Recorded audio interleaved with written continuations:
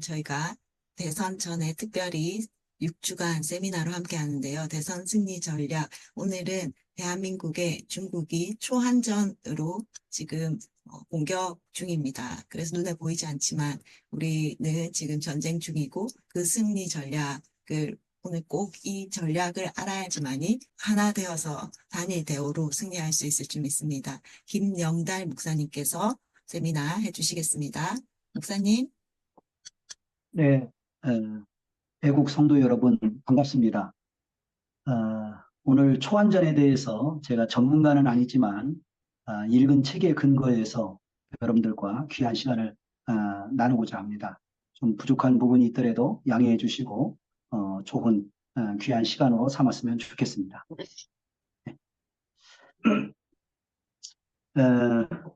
이 초안전은 무엇일까? 이 초안전은 한계를 뛰어넘는 그런 전쟁을 진행한다는 의미입니다. 벌써 말이 무시무시하잖아요. 초안전 다음 페이지 좀 넘겨주세요. 네, 이 초안전이라는 말은 초나라와 한나라 전의 전쟁이 아닙니다. 한계를 초월하는 전쟁, 한계를 뛰어넘는 그러한 전쟁. 그러면은 요즘 전쟁이 없잖아요. 한국은 전쟁이 끝난 지가 꽤 오래됩니다. 1953년도에 끝나고 지금 70년이 넘는 동안 사실 한반도 내에 전쟁이 없었어요. 그러나 물밑에서 어마어마한 전투와 또 공작이 일어나고 있고 또 뭐 계속해서 그 싸움들이 벌어지고 있지만 전체적으로 하는 전면전은 안 일어나고 있죠. 자, 오늘날 지구 어느 곳에서는 또 전쟁이 일어나고 있는데 그 전쟁을 하는 동안에 예를 들어서 민간인들을 죽이지 않아야 되는데 민간인들을 죽인다든지 이러면은 그 문제가 있는 전쟁이잖아요. 근데 이 초안전은 정말 무지막지한 그런 전쟁을 진행하는 것이 바로 초안전입니다. 이 초안전이라는 것이 혹시 보이나요? 이 이지용 교수님이 쓰신 이 책인데요. 어, 이지용 교수님이 쓰신 이 책을 통해서 얼마나 지금 대한민국이 위험한지를 정확하게 보도가 되어졌어요. 2023년 2월 달에 이 책이 나왔는데요. 그 이후로 지금 중국에 대해서 전문가들이 몇 분이 이제 최근에 나와서 이야기를 하는데 이 초안전은 군사전 혹은 유사군사전, 비군사전을 포함해서 하는 온 나라의 자원이 다 총동원되어져서 진행되는 그러한 전쟁이 바로 초안전입니다. 상대국을 무력화시키기 위해서 아국이 가지고 있는 총역량을 동원해서 진행한다. 이렇게 지금까지 전쟁을 진행한 나라도 없어요. 미국이 전 세계 최고의 군사력을 가지고 있지만 미국도 이런 전쟁을 하지 않습니다. 그런데 오직 중국만이 이런 전쟁을 전 세계를 상대로 해왔습니다. 이제 그걸 볼 겁니다. 다음 페이지요. 이 초안전이 나오게 된 이런 배경들을 이렇게 보면요. 중국이 1949년도에 공산화가 되어집니다. 장개석 군대와 싸우기 시작하면서 한 20년 뭐 싸우기 시작하면서 결론은 장개석 군대를 대만으로 밀어내고 49년도에 공산화가 되어지는데요. 2049년이면 공산화가 되어진 지 100년이 되는 해인데 그 안에 전 세계를 다 공산화시키자라는 그러한 목적하에 그런 목적하에 진행된 것이 바로 이 초안전입니다. 그러니 뭐 어마어마하게 무시하죠. 자, 다음 페이지요. 또 다음 페이지에 보면은 이 중국이 진행하는 이 전쟁 방식에 대해서 나옵니다. 자, 대부분은 재래식 무기나 또 아니면 군대에서 준비한 또 그 나라에서 준비한 무기들을 가지고 군인들을 상대로 전쟁합니다. 그런데 여기에 봐보면 이게 24가지의 그 전법들이 나오는데요. 핵전, 전통전 해서 쭉 나오잖아요. 군사전. 이건 군인들이 싸우는 전쟁을 이야기하는 게 군사전이고요. 유사 군사전은 전쟁은 아닌데 뭐 전쟁처럼 이렇게 진행하는 방식이 바로 이 유사 군사전이고 비군사전은 전혀 전쟁이 아니에요. 그런데 여기 아시다시피 금융전, 무역전, 자원전 이런 수많은 방식들을 동원해서 상대국을 무력화시키는 것이 바로 이 초안전입니다. 여기에 나오는 이 24가지 이것은 이종 교수님이 파악하신 그런 전투 양식인데요. 요거 말고도 더 많은 양식들이 있을 수도 있겠죠. 이게 드러난 거니까 이렇게 되는 거고요. 요 세 가지의 유형들을 수시로 섞어가면서 혼합해서 상대국을 무력화시키는 거니까 얼마나 그 대단한 전략들이 나오겠습니까? 다음 페이지요. 자, 우리는 중국이라는 그 나라가 중국 역사, 한족 역사, 현대중화인민공화국 이렇게 해서 과거로부터 내려왔던 그런 중국은 다 현대중화인민공화국과 똑같이 연속성을 가졌다 그러는데 아니에요. 1949년도부터 시작된 중국이 이상한 나라예요. 위에 있는 중국과 중국 역사, 한족 역사 이것과 현대의 중화인민공화국과는 별개입니다. 조선이라는 나라가 600년 가까이 우리나라에 그 진행되다가 1910년도에 일본과 한일이 병합을 했었잖아요. 이 조선이라는 나라가 섬겨왔던 그런 중국이라는 나라도 아니에요. 1949년도에 시작된 이 중화인민공화국은 공산주의 국가예요. 공산주의 국가. 자, 1917년도에 소련의 공산화 이후에 레닌과 스탈린의 지도를 받아서 1949년도에 설립된 중화인민공화국은 어떤 공화국이었을까? 자, 다음 페이지요. 일당 독재의 나라예요. 일당 독재. 대한민국은 당이 여러 당 있잖아요. 그중에 주력으로 행사하는 당이 더불어민주당이고 국민의힘당인데 최근에는 그 외에 여러 당들이 있잖아요. 자유통일당도 있고. 그런데 중국은 유일하게 일당이에요. 일당. 이렇게 양당의 체제가 아니고 일당이기 때문에 이 공산당 한 당이 나라 전체를 지배하는 거니까는 얼마나 일사불란하겠어요. 물론 그 안에도 여러 파벌이 있겠지만은 일사불란합니다. 자, 다음 페이지를 보면은 이 중국을 그동안 진행해왔던 지도자들이 나옵니다. 이 지도자들이 나오는데 모태동, 등수평, 강택민, 후진타오, 시진핑 현재 2013년도부터 2025년 현재까지 지금 12년째 중국의 독재 국가를 진행하고 있는 것이 시진핑입니다. 자, 이런 주역들이 왔는데요. 자, 모택동이 장개석을 중국 대륙에서 몰아냈죠. 대단한 사람이죠. 자, 여기에 등소평은 흑묘, 백묘론 뭐 이런 얘기가 나오는데 어떻든 흰 고양이가 됐든 검은 고양이가 됐든 쥐만 잘 잡으면 된다. 네. 그래서 이 등소평이 중국을 상당히 그 개방을 시키면서 부흥시켜서 오늘날의 중국이 되게끔 만든 사람이 바로 등소평이에요. 그런데 저런 등소평이 가장 많이 연구했던 사람이 누군지 아십니까? 박정희 대통령이에요. 그런데 대한민국에서는 박정희 대통령 인정합니까? 그 따님이었던 박근혜 대통령이 할 때, 뭐 6개월인가를 남겨놓고 탄핵했죠. 이번에 또 윤석열 대통령 탄핵하고 지금 대한민국은 나라도 아니에요. 무정부 상태예요. 무정부 상태. 이 나라 국민들이 어느 정도 나라가 자유민주주의 시스템에서 잘 돌아간다 그런데 지금 허울만 남았고요. 나라도 아닙니다. 지금 상황이. 자, 이 중국이 일당 독재의 중국이라는 나라가 어떤 상황이냐? 1대 13의 사회라고 해요. 1대 13의 사회. 즉, 약 9,400만 명의 공산당과 나머지 13억은 이 9,400만 명의 노예살이를 하는 나라가 바로 중국이에요. 그런데 그런 나라가 민주주의 국가라고? 인민민주주의죠. 공산당이죠. 말 안 들으면 처벌당하고 사형당해요. 네. 1년에 중국에서 지금 사형당하는 인구가 많은데 뭐 마약을 했다든지 아니면 범죄를 저지르면 사형시켜요. 대한민국은 사형제도가 없어졌어요. 김대중 대통령 이후로. 왜 없었는지 모르겠어요. 자, 다음 페이지를 보면요. 중국이란 나라가 얼마나 무시무시한지 아셔야 되는데 1대 13의 나라일 뿐만 아니라 금순공정, 태난공정, 쇠난공정이라고 해서 인터넷, 전화, 문자 이런 모든 것으로 다 감시합니다. 그리고 도시 전체가 중국의 뭐 상하이라든지 베이징 이런 뭐 도시들의 모든 감시 체제가 형성돼 있어서 2명당 1명꼴로 CCTV가 작동된다는 거예요. 우리 대한민국도 CCTV가 상당히 많죠. 이거 중국 닮아가는 거예요, 지금. 중국 닮아가는 겁니다. 곳곳에 CCTV가 없는 곳이 없어요. 자, 금순공정, 태난공정, 쇠난공정, 농촌 지역도 다 CCTV가 설치돼서 범죄가 쉽게 일어나기가 어려운 쪽으로 갑니다. 그 중국에서는 사회신용정수제도로 하고 오늘날 지금 대한민국에서 그 CBDC인가요? 그 디지털 인민화폐 이거 다 중국에서 오고 있는 그 작업 공작의 일환이에요. 지금 대한민국이 얼마나 지금 중국화가 되어졌고 거의 중국의 속국화가 되어질 정도가 되어져서 자유민주주의인 대한민국이 인민민주주의의 지배를 받게 되어졌습니다. 그렇게 되기 위해서는 중국에서 상당히 많은 공작을 했겠죠.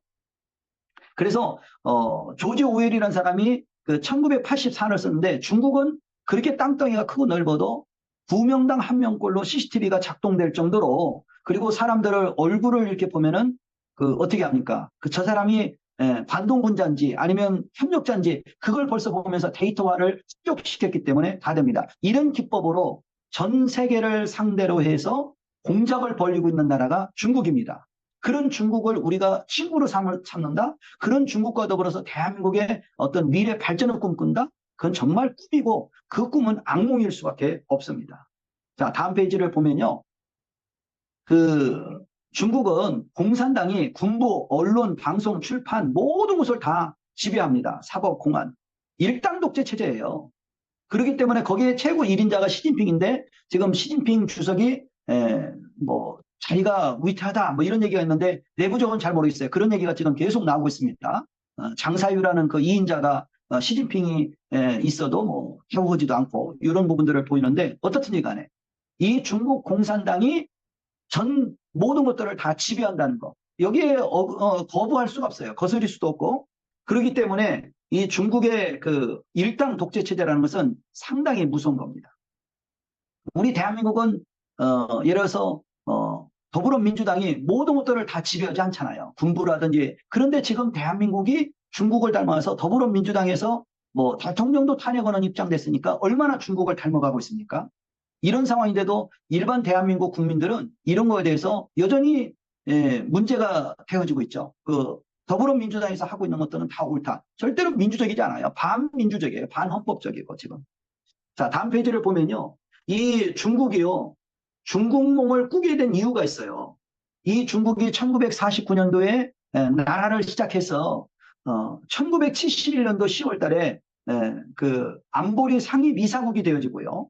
그 다음에 79년도에 미국과 중국이 키신저 같은 사람의 노력에 의해서 키신저가 작년인가 죽었잖아요. 미국의 유명한 키신저인데 이 사람이 딥스테이트의 아주 핵심 이론이라고 얘기하는데 이 사람이 70년도부터 그 중국과 그 미국을 이렇게 가교 역할을 했다고 그러는데 어쨌든 79년도 1월 1일 날 미중 수교를 하는데 소련과 중국의 관계를 보면 소련이 1917년도에 공산화가 되어지고 나서 중국의 모든 공산화를 이끌어줬어요. 국공합작도 소련의 사주에 의해서 그 국공합작을 진행했던 겁니다. 1930년대에 그 장개석 군대하고 모택동 군대하고 일본을 상대로 해서 싸운다는 그런 전쟁이었죠. 그것도 소련의 전략 전술에 의해서 중공이 했는데 그 중공이 사실은 소련을 좀 상당히 견제 대상으로 생각했어요. 70년대. 그런데 소련이 91년도에 망하잖아요. 그 미중 수교가 일어나고 나서부터 이 중국의 그 대상이 이제 소련에서 이제 다른 데로 세계로 전 세계로 공산화 그 목적이 바뀌어집니다. 이 79년도에 사실은 79년도에 미국과 중국이 이렇게 수교를 하게 된 것은 소련을 견제하기 위해서 미국의 작전의 일환이었어요. 그런데 지금 그 중국이 이제 미국도 넘나들면서 전 세계를 상대로 해서 지금 공작을 벌이고 있는 입장입니다. 79년도 6월 4일 날 천안문 사태가 이렇게 일어나는데요. 이런 일들 속에서 중국이 민주화를 탄압한다는 걸 등소평 때에 분명히 보여줍니다. 그런데도 불구하고 이 미국 입장에서는 소련이 그 견제하기 위해서 이 중국을 웬만한 건 눈을 감아주고 봐줍니다. 그런데 그 세월이 10년, 20년, 30년 지나니까 이제 전 세계를 먹다 보니까 전 세계를 상대로 이제 중국이 공작을 벌이다 보니까 이제 미국 입장에서는 최근에 손을 쓰지 않을 수 없는 입장이 되어진 거죠. 그걸 이충근 박사님이 잘 얘기하십니다. 자, 97년도에 영국한테 넘겼던 그 홍콩이 99년 만에 반환이 되어지는데, 자, 홍콩이 지금 완전히 이제 공산화가 되어졌죠. 2019년, 20년에. 그 홍콩의 모든 사태를 보면서, 어떻게 했습니까? 홍콩의 모든 사태를 보면서 대만은 각성되기 시작했어요. 그런데 우리 대한민국은 여전히 각성될 줄을 모르는데 오늘 이렇게 새벽에 깨어서 공부하고 또 연구하고 이런 분들이 주위 분들한테 알려주면 이 무지몽매한 대한민국 국민들이 그나마 조금 깨어나지 않을까 하는 그런 소망을 가져봅니다. 이 중국이 다음 페이지요. 중국몽을 꾸게 됐어요. 이 중국몽을 꾸게 됐는데 전 세계를 우리가 장악하자, 공산화시키자 이런 자신감이 97년도에 홍콩이 반환되어지고 그 다음에 미국과 수교를 맺게 되어지고 유엔의 안보리 상임이사국이 되어지고 이거 다 미국이 어느 정도 키워준 겁니다.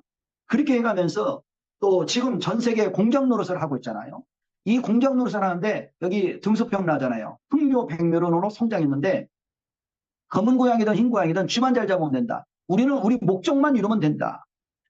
이 소련이 91년도에 멸망하는데 이제 그 이후로 전 세계의 모든 공산화의 주도권은 사실 중국이 잡고 있어요. 원칙적으로는 소련이 먼저 주도권을 하는데 고르바초프 이후에 91년도에 멸망했죠. 그래서 세계를 경영하는 미국을 넘어서려는 시도 이게 바로 중국민인데 우리는 전 세계의 중심이다. 중화. 청나라 때 나왔던 그 중화 사상이 다시 한번 도져서 지금 공산국가인 중국에서 이 중화 사상을 진행을 하고 있어서 전 세계를 우리가 한번 먹어보고 진행하자라는 그런 측면으로 합니다. 다음 페이지를 보면요. 미국을 넘어서려면 마오쩌둥 세력이 이제 스탈린의 지도를 받아서 컸는데 미국을 넘어서려면 우리가 어떻게 할까? 그 미국을 넘어서기 위한 그 전략이 바로 통일전선 공작입니다. 러시아를 먹었던 그 소련, 레닌과 스탈린, 이런 볼셰비키, 다수당의 그 혁명을 일으켰던 그런 소련의 그 모든 전략을 본받아서 성장한 이 중국이라는 나라가 이제 전 세계를 상대로 우리가 한번 먹어보자라고 진행하는 그 공작 방식이 통일전선 공작입니다. 이 공작에 의해서 지금 전 세계는 문제가 되고 있습니다. 자, 다음 페이지를 보면은 미국을 넘어서기 위해서 다음 페이지요. 미국을 넘어서려면 우리가 어떻게 될까라고 할 때, 자, 중국의 그 어마어마한 대륙에서 장개석 군대를 몰아냈던 그 모택동은 이 전 세계에 미국을 먹기 위해서는 영국, 프랑스, 독일, 대만, 한국, 일본, 호주, 뉴질랜드, 캐나다, 그 다음에 미국 밑에 있는 멕시코 이런 나라들을 다 우리가 요리를 하면은 그 요리하는 것이 바로 농촌 포위 성시, 이용지방 포위 중앙 이게 바로 이제 그 모택동이 썼던 그 전술인데요. 주변을 장악해서 중앙을 포위하자. 중앙이 꼼짝 못하게 그렇게 하겠다는 전략으로 미국까지도 넘보게 된 바로 중국입니다. 이 모택동이 이야기를 했어요. 우리 중국한테는 대단한 그 보배가 세 개 있다. 군과 당과 통일 전선 이 세 가지만 있으면 우리는 못할 일이 없다. 한번 우리 해보자.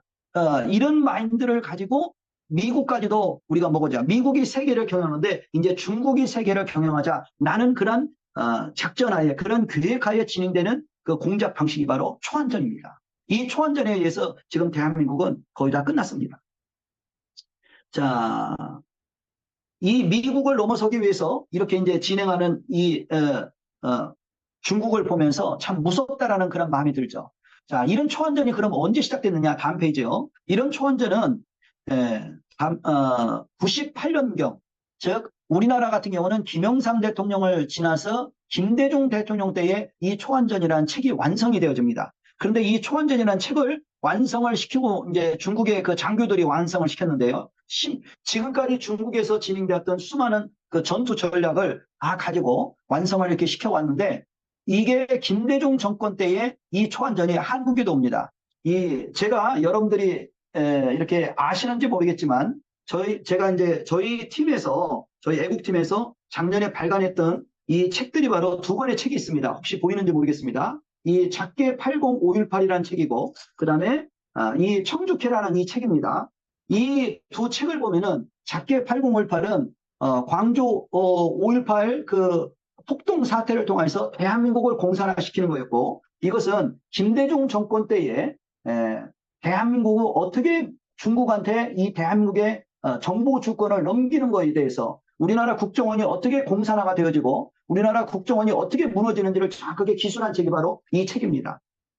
그런데 이런 시점이 바로 중국의 초안전이 작성됐던 98년도 이 시점과 일치를 해요. 이 청주캐라는 이 책이 진행되는 김대중 정부에서 진행되는 이 국정원의 공산화 이런 적화 일들을 진행하는 이 시기와 중국의 초안전이 완성된 시기가 일목요연하게 맞아떨어집니다. 그래서 그때 이후로 98년도, 2000년도 이후로 대한민국의 국정원은 간첩도 잡을 수가 없는 지경이 되어지기 시작했고 그리고 대한민국은 무너지기 시작했던 겁니다. 이게 바로 중국의 초안전이 나오게 됐던 98년도 이후로 이 책이 나온 이후로 지금까지 진행되는 이런 방식입니다.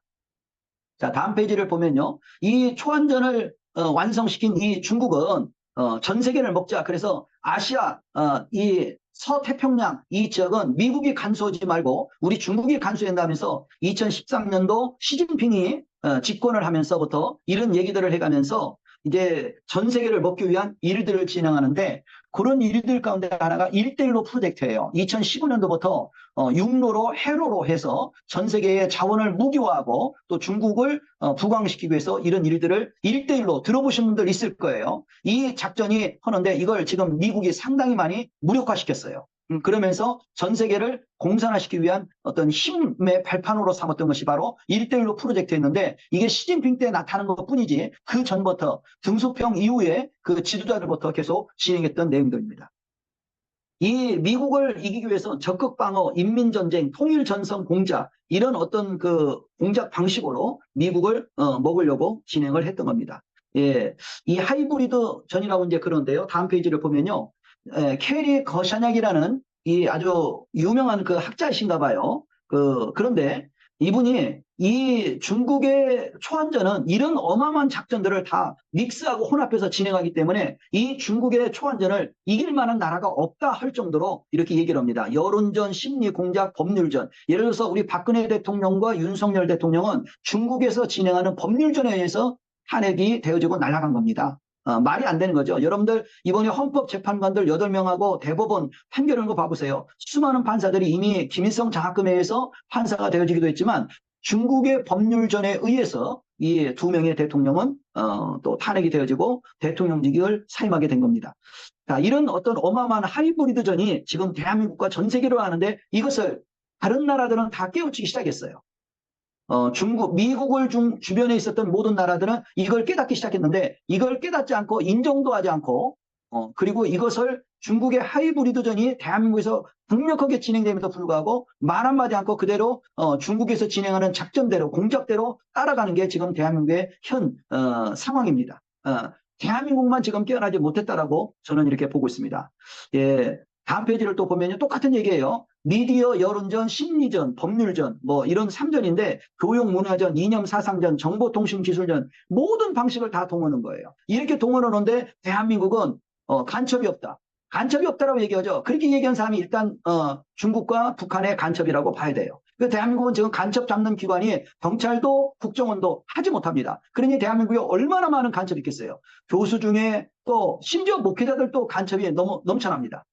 제 얘기를 듣고 있는 여러분들이 지금 이 얘기를 들으면서 깨어나기만 하는 것이 어떻든 이 초안전에 제가 이렇게 설명하는 그것으로 목적이 충분히 달성되는 거예요. 대한민국의 간첩들이 지금 이렇게 넘쳐나기 때문에 간첩을 못 잡은 지가 벌써 몇 년입니까? 간첩 잡지 않습니다. 최근에 무슨 창원에 있었던 간첩, 제주에 있었던 한길의 간첩, 이런 간첩 사건이 있지만은 사실은 간첩을 잘 못 잡아내는 그런 시점입니다. 자, 제가 언제까지 해야 될지 모르겠지만요. 시간이 언제까지 주어지는지 잘 모르겠습니다. 자, 기술 경제전 다음 페이지요. 50분까지, 예, 50분까지 50분까지. 예, 하시면. 하나만 이제 빨리 진행하겠습니다. 지금 그렇지 않아도 빨리 진행하는데요. 자, 기술 경제전을 봐보면 이 기술 경제전에 해외 통일 전선 공작, 정치 공작전, 정보전, 정보통신전 이런 것들이 기술 경제전에 들어가서 상대국의 모든 기술을 다 훔쳐가면서 자기 걸로 삼아요. 이렇게 하니까 얼마나 대단합니까? 자, 이 기술 경제전을 실제 진행한 사례들이 곳곳에 넘치죠. 다음 페이지를 보면요. 캐나다의 사례가 나옵니다. 캐나다. 이 캐나다의 사례를 보면 캐나다의 노텔이라는 그 아주 어마어마한 그 기업이 있었대요. 노텔이라는 그 기업의 모든 그 기술들을 다 탈취해가지고 미국에서 탈취하듯이 한국의 삼성반도체를 탈취하듯이 탈취해서 자기 나라의 기술로 삼아서 거꾸로 캐나다를 굴복시키는 일이 바로 미국 주변국 캐나다를 무력화시켜서 지금 현재 캐나다가 상당히 많이 공산화가 진행이 되어진 건데 캐나다는 그래도 조금 깨어났습니다. 한국보다 더 많이 깨어났습니다. 한국은 전혀 지금 아직도 깨어날 줄을 모릅니다. 그래서 이 캐나다가 그렇게 있고 이런 모든 것들을 진행하는 방식은 중국이 언제부터 진행했느냐 다음 페이지요. 80년도에 보면은 이 97년도에 홍콩이 이제 돌려받았다고 그러잖아요. 이 등소평이가 집권하던 70년대부터 76년도 이후에 이제 마오쩌둥에서 이제 등소평으로 넘어오잖아요. 그 76년도에 마오쩌둥이 죽고 등소평으로 넘으면서 79년도에 미국과 중국이 미중 수교를 맺었다고 그러죠. 그때 이 홍콩을 기반으로 해서 전 세계에 공작하는 작업을 시작합니다. 홍콩에 수많은 중국 요원들을 해서 사업가로 위장을 해서 전 세계에 파견을 하고 전 세계의 자유주의 그 기업가들과 교류를 해가면서 그 전 세계에 그 미국 주변에 있는 선진국들의 그 하고 들면서 그 나라들을 공작해 들어가면서 먹어가는 그런 일들을 벌이기 시작했던 겁니다. 이게 80년대부터 진행했으니까 얼마나 빨리 됐습니까? 대한민국은 92년도에 노태우 정부 때 한중 수교를 맺었기 때문에 98년도에 벌써 초안전이 와서 우리나라 국정원이 무너져서 제가 여러분들한테 소개한 이 책에 보면 그런 내용이 자세하게 나왔는데, 그래서 대한민국은 2000년도부터 이미 중국화가 진행돼서 지금 25년이 됐으니까 얼마나 많이 진행됐겠습니까? 예, 다음 편에 또 봐보면은 중국은 이런 일들을 할 때에 다음 페이지 봐보세요. 삼화폐라는 이 중국의 마피아 조직이 있는데 이 마피아 조직의 마약과 더불어서 우리나라도 2023년도인가요? 22년도인가요? 그 이태원 사건이 일어났죠. 펜타닐. 이런 마약 공작이 이 삼화폐를 통해서는데 중국 공산당들의 돈 세탁을 하는 장소도 되어지고요.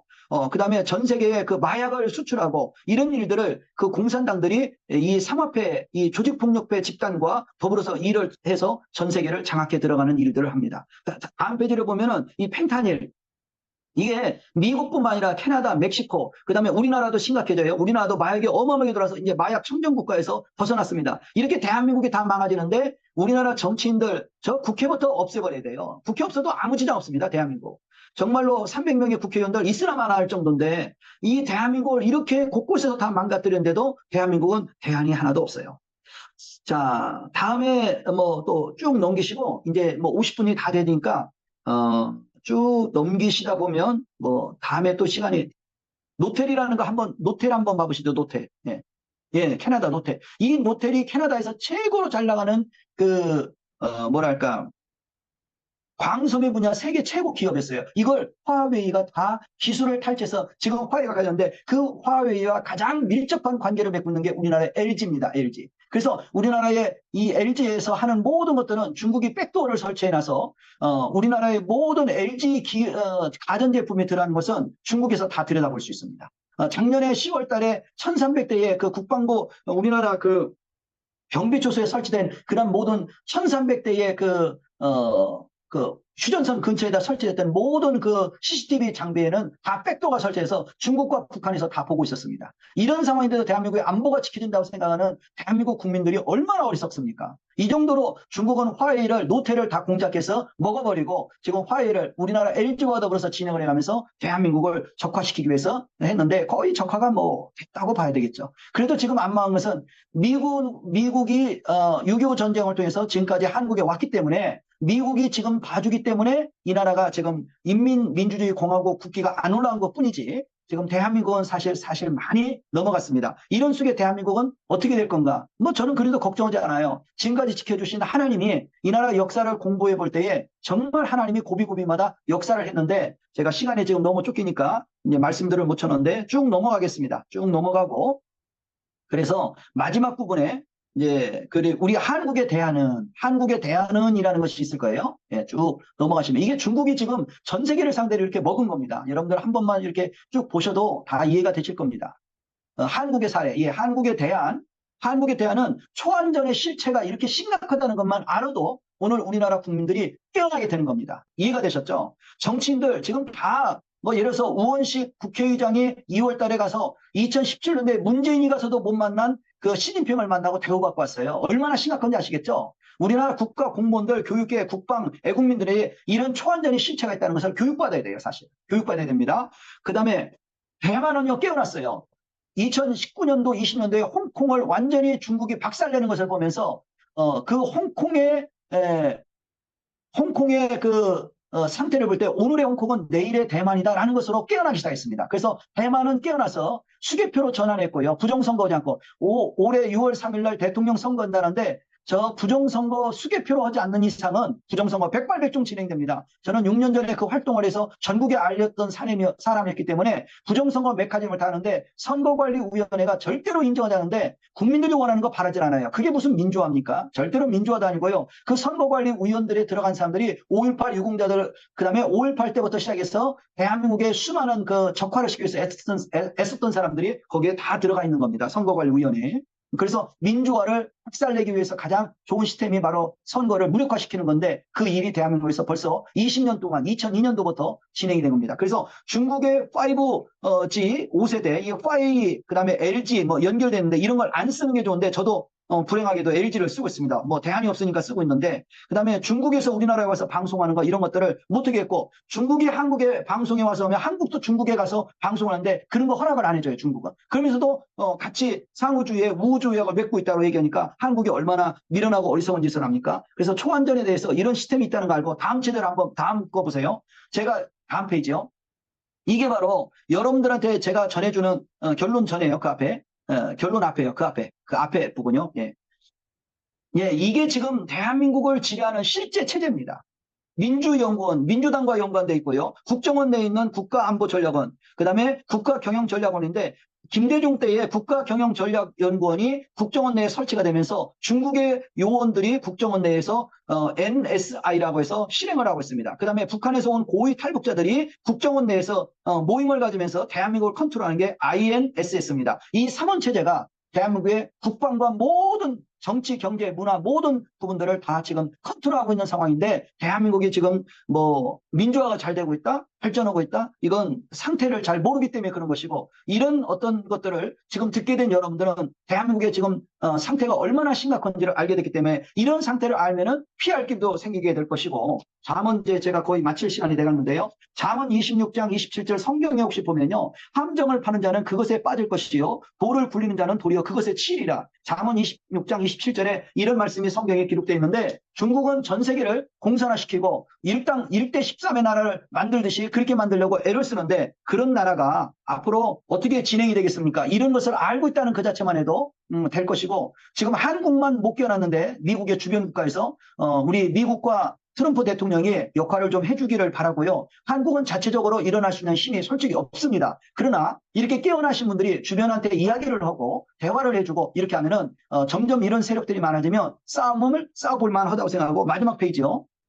예, 다음 페이지 보면은 정치 공작은 다차원전 초안전이다. 아까 초안전이 무시무시한 전략이라 했잖아요. 그래서 자유민주주의 국가들을 이렇게 먹으려고 한다는 거 이렇게 알고 있고 대한민국은 이거에 대해서 지금 현재 다 매수된 사람들이 어마어마하게 많고요. 그렇다는 것만 알고 국민들이 싸우면은 지금으로서는 현재 대한민국 애국민들이 할 수 있는 건 없어요. 다만 심각하다. 이 초안전 가지고 이렇게 대한민국을 먹었다는 거 이 정도만 알고 주변에 뻗들이면은 중국이란 나라는 절대로 가까이서는 안 되고 마지막 결론은 한국에 온 수많은 유학생도 있고 학자들도 있고 또 중국인들이 많은데 그 사람들은 중국의 내부의 법에 의해서 언제든지 중국 정부 공산당 일당 독재가 요청하면은 다 중국한테 비밀 정보를 캐서 전달을 해야 될 의무가 있는 사람들이에요. 그래서 한국 뭐 문재인 때 26가지의 의료보험 그 혜택을 줬다고 그러는데 이렇게 주면 안 되는 거예요. 다 해제되고 중국인들한테 주었던 투표권도 회수해야 되고요. 이런 상황이 되게 되면 한국이 제대로 정상화가 되어질 수 있다. 여기까지 말씀드리고 초안전 심각한 전쟁이 진행되는데 우리 한국은 그래도 살아나기를 소망하고